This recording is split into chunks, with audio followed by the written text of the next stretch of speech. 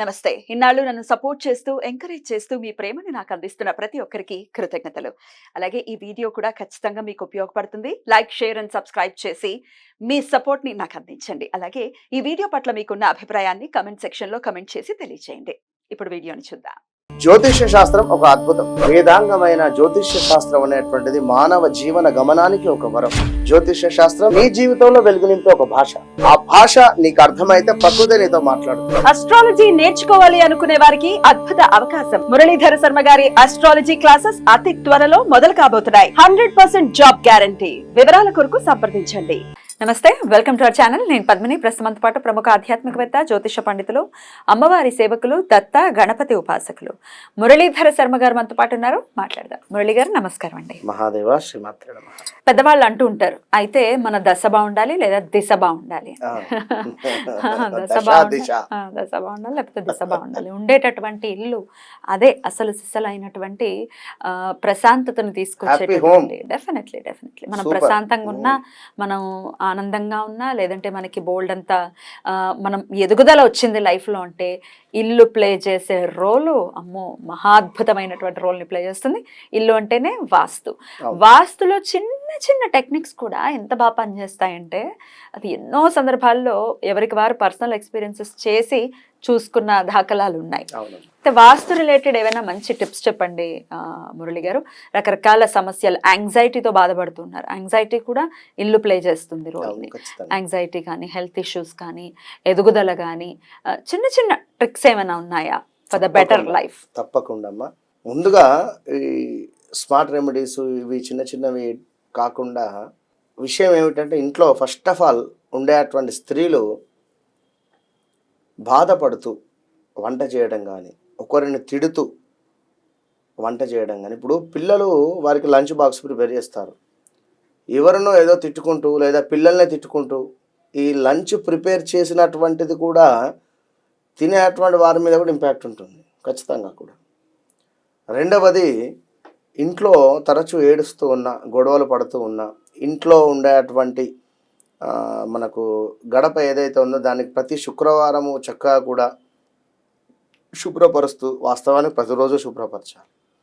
ఇలాంటివి కొన్ని అయితే ఖచ్చితంగా ఉంటుంది చేసుకోవడం. ఇక ముఖ్యంగా ఏమిటి అంటే, ఇంట్లో భోజనం చేసేటువంటి పరిస్థితి కానీ, లేదా డిన్నింగ్ టేబుల్ కానీ, లేదా మనకు పడుకునేటువంటి తల ఎటువైపు పెట్టుకునేటువంటి సందర్భాలు కానీ, లేదా మన యొక్క కిచెన్ ఏ వైపుగా ఉండాలి అనేటువంటి పరిస్థితులు కానీ, ఇలా ఇప్పుడు ఎట్లాగో ఈశాన్య మూల అనేటువంటిది ఎంత పెరిగి ఉంటే అంత బాగుంటుంది, అది అందరికీ తెలుసు. ఇప్పుడు ఉండేటువంటి సిచ్యువేషన్స్లో కొంత ఇబ్బందికరంగా ఉన్న, ఏదో ఇక తరతరాల నుండి వస్తుంది, మాకు బయట కిరాయి తప్పుతుంది, ఇప్పుడు బయట ఉండేటువంటి పరిస్థితి లేదు, ఏం కాదు ఇందులోనే ఉంటామంటే ఎదుగు బొదుగు ఉండదు. ఇలాంటివి కొన్ని చూసుకొని ఉండాలి. ఇప్పుడు మాకు తెలిసినటువంటి వారు వేరే ఒక ఉంది, అంటే వేరే ఒక ఫ్యామిలీ వారికి సంతానం లేదు. 2009లో పెళ్ళయింది. 2009-10లో పెళ్ళైతే ఎన్నేళ్ళు అయింది చెప్పండి. ఆ ఇంట్లో ఉండకండి అని చెప్తే ఇప్పటికీ వినరు. బయటికి వెళ్తే మాకు ఇబ్బంది అవుతుంది, ఏం చెప్తాం. ఇల్లు కూడా సంతానం మీద కూడా ప్రభావం ఉంటుంది కదా అమ్మ. ఆ ఇంట్లో మన ఇంటి నడి మధ్యలో బావి ఉంది. అసలు దాన్ని ఇంటి వెనకాల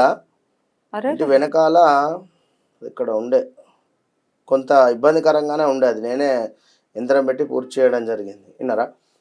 ఈ ఇబ్బందికరంగానే ఉంటుంది. దాన్ని 2 డివైడ్గా చేసుకోవాలి, అన్నదమ్ములు కలిసి ఉండాలి. అయితే ఇక్కడ ముఖ్యంగా కూడా నార్త్ ఈస్ట్లో బాత్రూమ్ అనేటువంటిది పెడుతూ ఉంటారు కొందరు. కొన్ని సందర్భాలలో నార్త్ ఈస్ట్ ఈ సందర్భాలలో. వెనుకటి కాలంలో అలా ఉండకూడదు. అలా ఉంటే చాలా ఇబ్బందికరమైన పరిస్థితులు ఉంటవి. దీంతో పాటుగా మనం ఇప్పుడు ఇంట్లో అటకలు వస్తాయి. సో తెలంగాణ సైడ్ సజ్జలు అంటారు. ఇది ఇంట్లో ప్రతి రూమ్లో మామూలుగా సెల్ఫ్స్ వస్తాయి. ఆ యొక్క సెల్ఫ్ పైన కొన్ని వస్తువులు పెట్టుకోవడం. అయితే ఇక్కడ మరొక విషయం ఏమిటంటే, ఎగ్జాక్ట్లీ దాని కిందనే బీరువా పెట్టుకోవడం. ఈ బీరువా డైరెక్షన్ ఎట్లాగో మనం చెప్తూ ఉంటాం, ఉత్తరం వైపుగా చూసే అటువంటి విధంగా. అయితే ఈ బెడ్స్ కూడా ఎగ్జాక్ట్లీ ఇటు గోడకు అని చెప్పి ఆనిచ్చేస్తే, ఈ యొక్క అటక కింద ఒక మనిషి పడుకునేటువంటి ప్లేస్ ఉన్నా ఇబ్బంది. అంటే అటక కిందకి హెడ్ వచ్చేలాగా హెడ్ పడుకుంటారు. వచ్చేటువంటి విధంగా కానీ కంప్లీట్ గా మనిషి పడుకునే ప్లేస్ అయినా అట్లా ఉండకూడదు. అటక కింద చాలా పడుకోకూడదు. ఘోరాతి ఘోరమైనటువంటి ఇంపాక్ట్ ఉంటుంది నెగిటివ్. అయితే ఇలా సో అటక కింద ఎటువంటి అటక కింద పరిస్థితుల్లో పడుకోవద్దు, తల కూడా పెట్టేటువంటి పరిస్థితి పెట్టవద్దు. ఒకవేళ అటక ఇక్కడ వరకు ఉందంటే పోనీ ఇక్కడి నుంచి పడుకో. పర్వాలేదు. సౌత్ వైపు గాని ఈస్ట్ వైపు గాని చక్కగా కూడా ఈ వైపులోనే తల మనం పెట్టుకొని పడుకోవాలి. మిగిలిన దిశలలో పెట్టుకొని పడుకోకూడదు. దక్షిణం వైపు తల ఉండాలి ఖచ్చితంగా, తూర్పు వైపు పెట్టుకోవచ్చు. అయితే ఈ విధంగా మనకు సౌత్ వైపు కానీ లేదా అదే విధంగా ఈస్ట్ వైపు కానీ తలపెట్టి మాత్రమే పడుకోవాలని చెప్పడం జరుగుతున్నది. మరొకటి ఏమిటి అంటే నార్త్ అండ్ ఈస్ట్ వైపు కూర్చొని మాత్రమే భుజించాలి అన్నం తినేటువంటి సందర్భాలలో.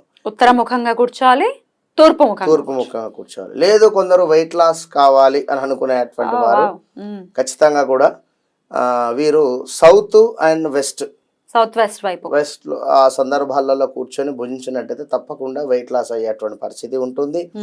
మరొకటి సౌత్ ఈస్ట్ లో కిచెన్ ఉండాలి. ఎలాగో సౌత్ ఈస్ట్ మధ్యలోనే కిచెన్ ఉంటుంది ఆగ్నేయంలో. ఇంకొకటి ఏమిటి అంటే ఈశాన్య మూల ఎట్లాగో చక్కగా కూడా పెరిగి ఉండాలి అని చెప్పడం జరుగుతున్నది. ఇప్పుడు ఇందులో మనం భోజనం చేసే అటువంటి సందర్భాలలో ఇష్టం వచ్చినట్టు విధంగా కూర్చొని భోజనం చేసినా నెగిటివ్ ఇంపాక్ట్ ఉంటుంది. ఇప్పుడు మనం చెప్పినటువంటి సౌత్ వైపు కానీ ఈస్ట్ వైపు కానీ కాకుండా వేరే డైరెక్షన్లో పడుకున్నా సరిగా నిద్ర పట్టకపోవడం కానీ, లేదా నెగిటివ్ ఆలోచనలు కానీ, పీడ కలలు వస్తున్నాయి అనుకోవడం కానీ, లేదా ఇంట్లోనే డబ్బు ఇబ్బందికి సంబంధించినటువంటి విధంగా ఏదో రకంగా రావడం కావచ్చును, ఏదైనా చెప్పలేము. కనుక ఇప్పుడు ఇవి జనరల్గా కొన్ని వాస్తు పరంగా మీరు ఈ యొక్క టిప్స్ పాటించుకొని ఇంట్లో తరచూ గొడవలు కానీ ఇవన్నీ లేకుండా ఉన్నట్టయితే ఖచ్చితంగా కూడా మంచి ఫలితం మాత్రం ఉంటుంది 100%. సో వాస్తు అనేది చాలా చాలా పర్టికులర్ గా మనం చూసుకోవాలి. మీరు అన్నట్టుగా ఈశాన్యం అనేది చాలా జాగ్రత్త తీసుకోవాలి. ఫస్ట్ పాయింట్ మీరు చెప్పారు, ఈశాన్యంలో బాత్రూమ్లు ఉన్నాయనంటే ఇంకంతకన్నా ఘోరం ఉండేది. ఇష్టం వచ్చినట్టు కట్టుకుంటారు. అసలు ఇప్పుడు కూడా ఒకవేళ మనకేం తెలియకుండా ఏదో గుడ్డేదో చోల పడినట్టు అలా కట్టేసుకుంటే డెఫినెట్ గా దాని ఇంపాక్ట్ గట్టిగా తీసేయడమే కదండి, అక్కడ తీసేయడమే ఇబ్బందికరంగా కూడా ఉంటుంది. డెఫినెట్ ప్రశాంతవంతంగా ఉండి వాళ్ళకి ప్రశాంతత ఉండాలి మన వాళ్ళకని మనస్ఫూర్తిగా కోరుకుంటూ కృతజ్ఞతలండి. నమస్కారం.